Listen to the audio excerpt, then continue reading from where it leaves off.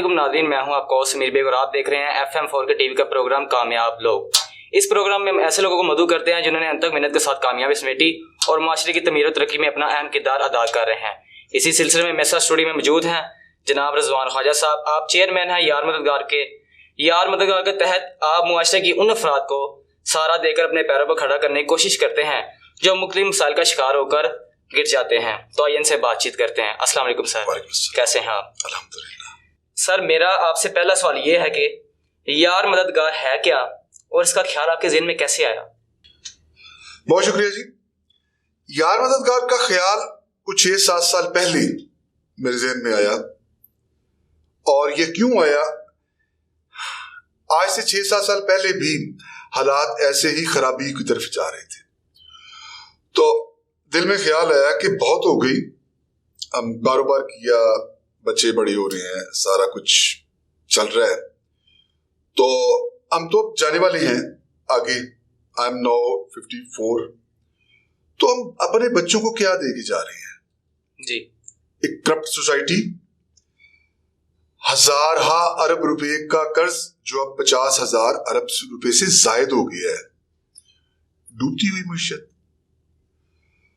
तो यहां से फिर एक बड़ी मोटिवेशन मिली कि हमें ऐसे नहीं जाना, हमें कुछ अपनी सोसाइटी को सर्व करके जाना है। हम ये एक खराब सोसाइटी अपने बच्चों को नहीं देके जा सकते। तो फिर वैसे ही दोस्तों को साथ में लाया, कुछ दोस्त आते गए जाते गए, सफर करता रहा।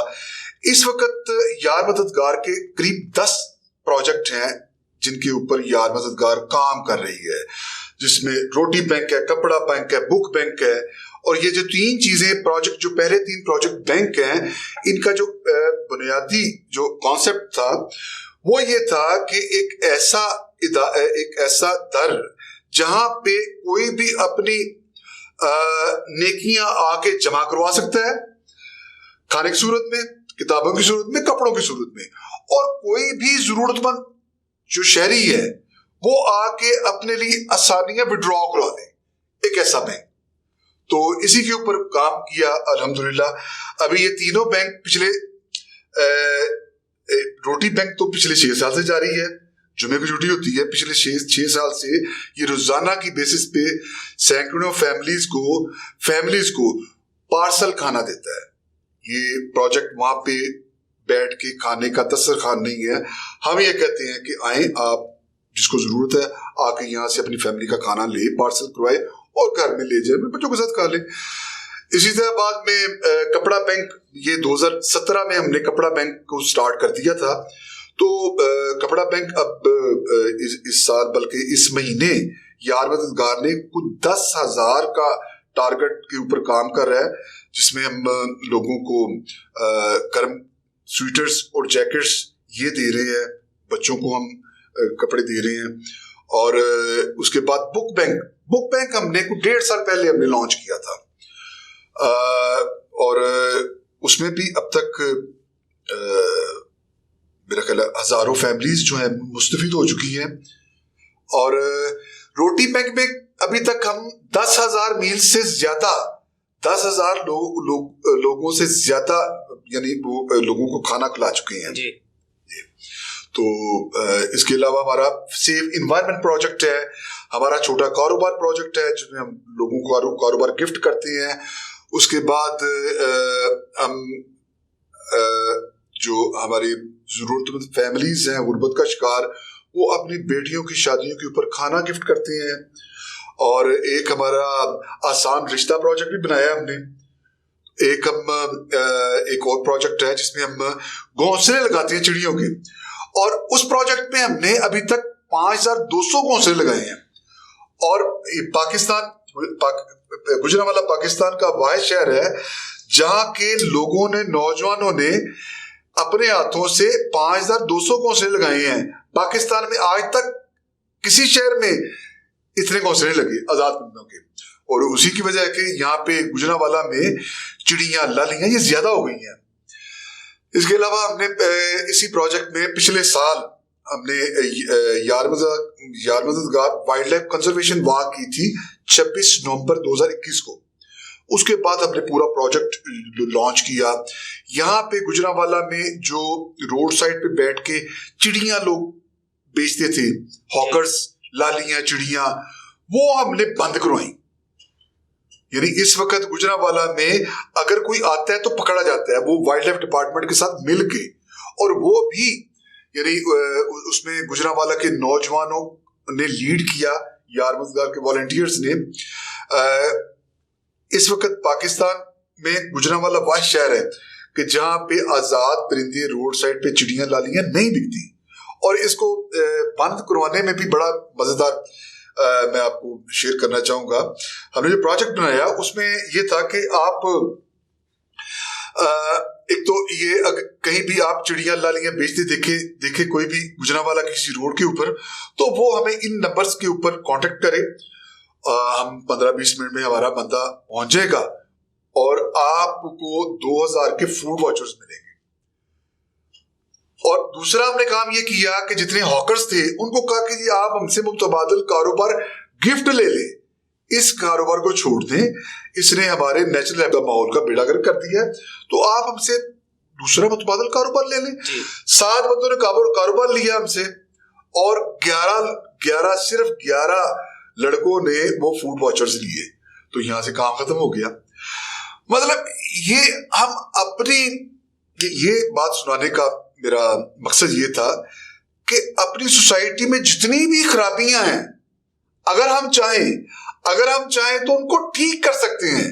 यानी ये भी एक सोसाइटी के लिए एक चैलेंज था छोटा सा कि ये हमने ये गलत काम नहीं होने देना, लेकिन उसको बेटर तरीके से किया, प्लान करके किया, इदारे को भी साथ मिला लिया, तो ठीक हो गया।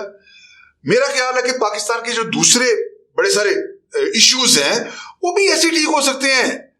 सिर्फ इसको ठीक करने के लिए बेहतर और वो नियत वाले वो लोग चाहिए जिनको पता है, जिन्होंने भुगता है इस सारे सिस्टम को, तो वो हो तो हम अपनी सोसाइटी को दुनिया की बेहतरीन सोसाइटी बना सकते हैं।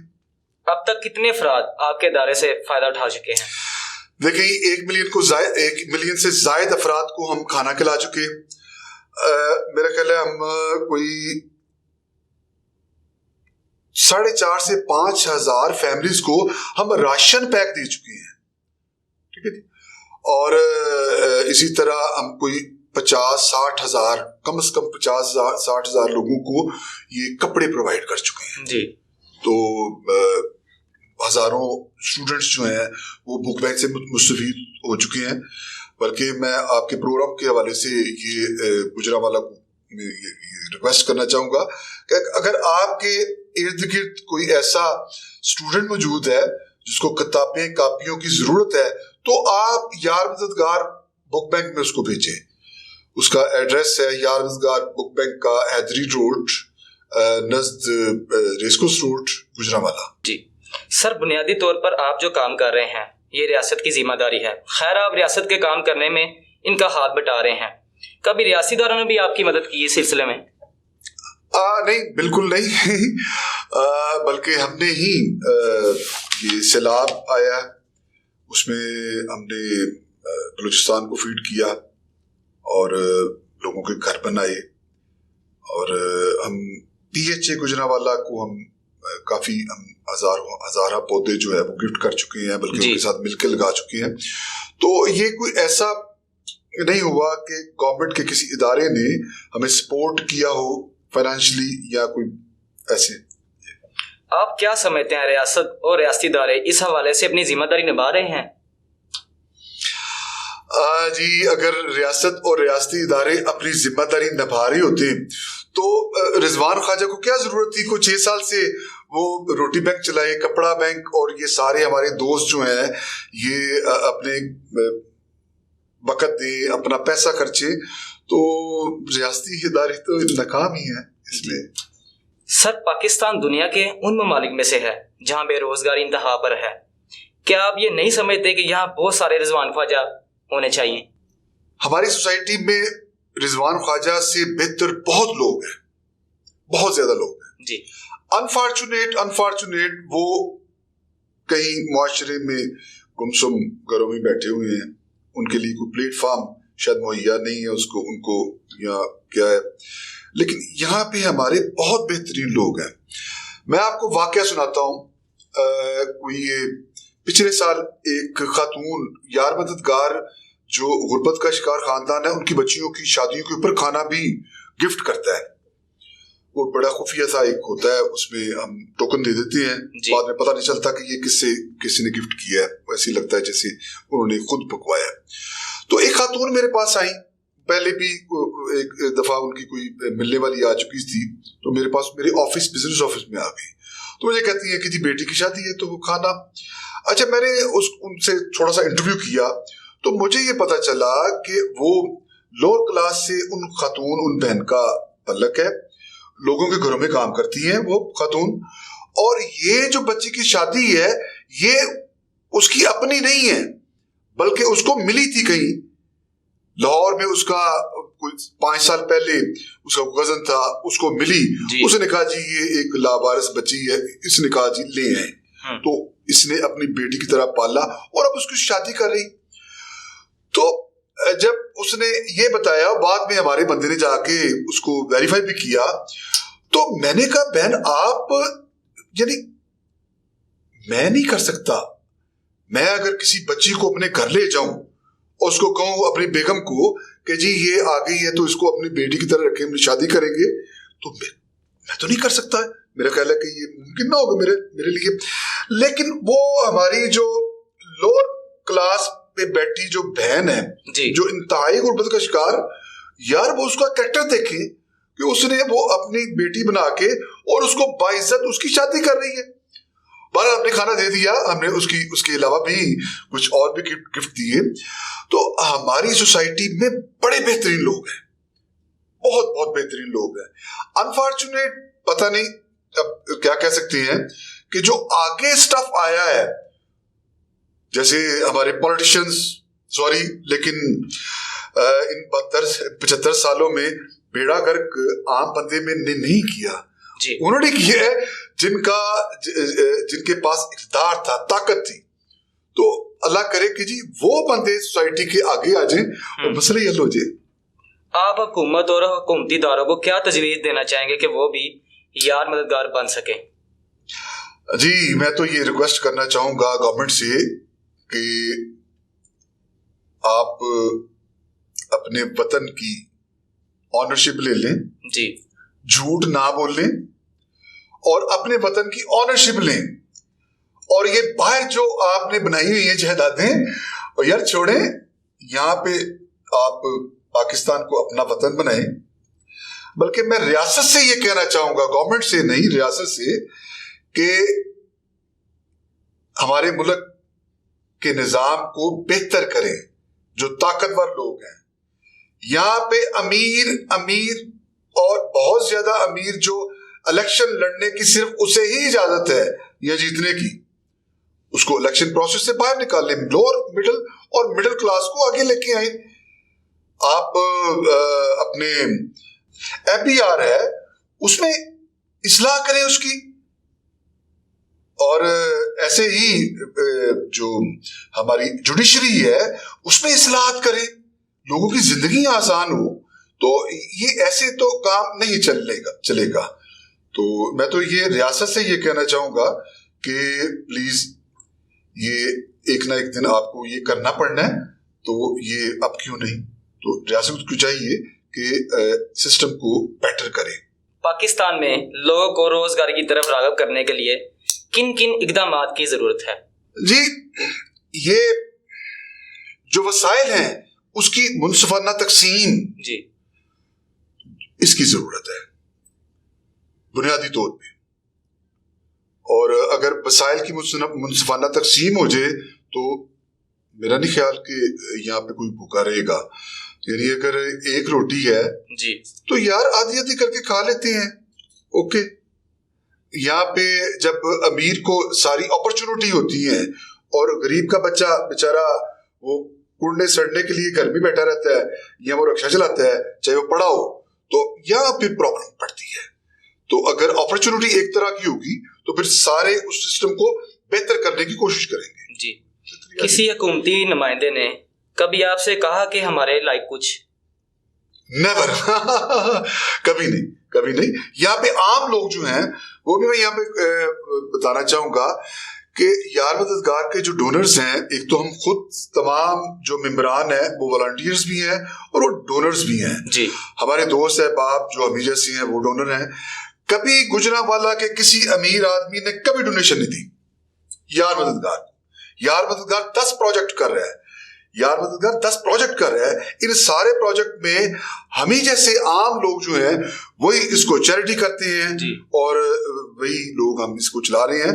और यार मददगार में PhD भी हैं कुछ हमारे मेंबरान, डॉक्टर्स हैं, इसमें वकला हैं और सोसाइटी के बेहतरीन लोग जो हैं एजुकेशनिस्ट और आर्मी ऑफिसर। हम कह सकते हैं कि हमारे साथ स्टैब्लिशमेंट भी है। एक कर्नल साहब भी हमारे वाइस प्रेसिडेंट हैं जी। तो ये एक सोसाइटी के बेटर सेगमेंट ये कोशिश कर रहा है कि अपनी लोगों की जो इमीडिएट जरूरियात है उसको पूरा किया जाए और अपने लोगों, खासकर अपने बच्चों की इखलाकी तरबियत की जाए। पाकिस्तानी अवाम के नाम कोई पैगाम? बस यही है जी कि सच बोलने और पाकिस्तान की ऑनरशिप लें। यानी जब तक आप पाकिस्तान की ऑनरशिप नहीं लेंगे तब तक ऐसे ही रहेगा, बल्कि ये बद से बदतर होते जाएंगे हालात। ये इसी साल मैं जून जुलाई में शायद ये पीपल्स कॉलोनी की यहाँ पे ग्राउंड है, वहां पे मैं गया तो वहां पे कुछ बच्चे क्रिकेट खेल रहे थे, बल्कि काफी सारे बच्चे खेल रहे थे क्रिकेट। तो वहां पे जो क्रिकेट की जो विकेट्स हैं वो जो वहीं से उतारी गई, वो फुटपाथ से अंदर जो जॉगिंग वो उसका था ट्रैक, वहां से उखाड़ के तो उसकी वो विकेट्स बनाई गई थी। अच्छा, मैं उनके पास चले गया, मैंने कहा बेटे यार ये आपने ये विकेट्स इसकी बनाई है तो ठीक किया आपने। वो कहते जी सारे कर दे पे ना जी। ओके, मैंने उससे सवाल पूछा, मैं कहा अगर आप अपने घर में अपने ड्राइंग रूम की ईंटें उखाड़ो तो तुम्हारी अम्मा क्या करेगी? कहता जी मारेगी बड़ा।